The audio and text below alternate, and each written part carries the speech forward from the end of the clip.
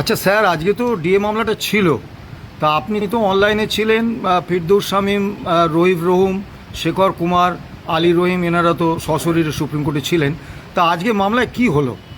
আজকে মামলায় কোর্ট দেখলেন যে মনিটরিং কমিটি যেটা কোর্ট অ্যাপয়েন্ট করেছেন তারা একটা রিপোর্ট দাখিল করেছে।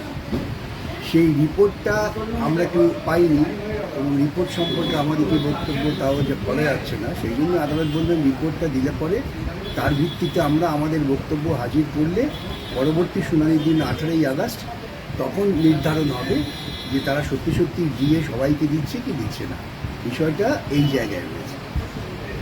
তাহলে আপনি কি আশা করছেন যে আগামী 18 তারিখে একটা সুখবর আমরা পেতে পারি? আশা তো করি আমরা অনেক লড়াই করে এই মামলায় রায় আদায় করেছি এবং রায়টা খুব আমার মতে যথেষ্ট সংগঠিত এবং কড়া রায়। সুপ্রিম কোর্টের ইতিহাসে এমন ঘটনা পূর্বে ঘটেনি যে supreme court retired supreme court জাজকে চেয়ারম্যান করে দিয়ে কীভাবে দেওয়া হবে সেটা ঠিক করতে হবে। এ থেকেই বোঝা যাচ্ছে যে সুপ্রিম কোর্ট নির্দিষ্টভাবে চেয়েছে যে দিয়ে যা প্রাপ্য সেটা দিতেই হবে। এখন নতুন সরকার এসছেন, নতুন সরকার আজকে তারা আদালতে বললেন তাদের আইনজীবী মারফত যে তারা নেতিবাচক ভূমিকা নিচ্ছেন না, তারা দিয়ে দেবেন। এটা আদালতের সামনে। স্যার, আপনি তো আইনজীবীর সাথে সাথে একজন রাজনীতিকও, আপনি সাংসদ ছিলেন। তা এই সরকারের আইনজীবীরা আদালতে বলছেন যে তারা নেতিবাচক ভূমিকা নেবেন না।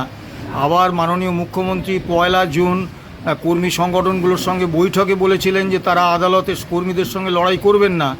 অথচ তারা কমপ্লায়েন্স রিপোর্টে একটা স্টেট বেসড সিপিআই, যেটা ভয়ঙ্করভাবে কর্মী বিদ্বেষী এবং যার বাস্তব কোনো অস্তিত্ব নেই, সেটার মাধ্যমে বকেয়া দিয়ে দেওয়ার কথা সেখানে জানিয়েছেন। এবং গ্র্যান্ট ইন এড ইনস্টিটিউশনসের কর্মরত এবং অবসরপ্রাপ্ত কর্মীদের এই আইন রায় কার্যকর করার আওতার বাইরে রাখার কথা বলেছেন। এবং আগের সরকার যে 100% নিউট্রালাইজেশনের কথা বলেছিল, সেটা 85% নিউট্রালাইজেশনের কথা বলেছেন। শুধু তাই নয়, যে এই সরকার কিন্তু পুরোপুরি বকেয়া দিয়ে দেওয়ার ব্যাপারে একটা নেতিবাচক অবস্থান নিয়ে চলেছেন। সেক্ষেত্রে আপনি কি বলবেন? আপনি ঠিকই বলেছেন যে রাজনৈতিকভাবে ওরা দিয়ে দেওয়ার খুব একটা পক্ষপাতী নয়। কেন ভারতবর্ষের সরকার তারা এত ঋণ করেছেন, সেই ঋণের বোঝায় তারা ভেঙে পড়ছেন।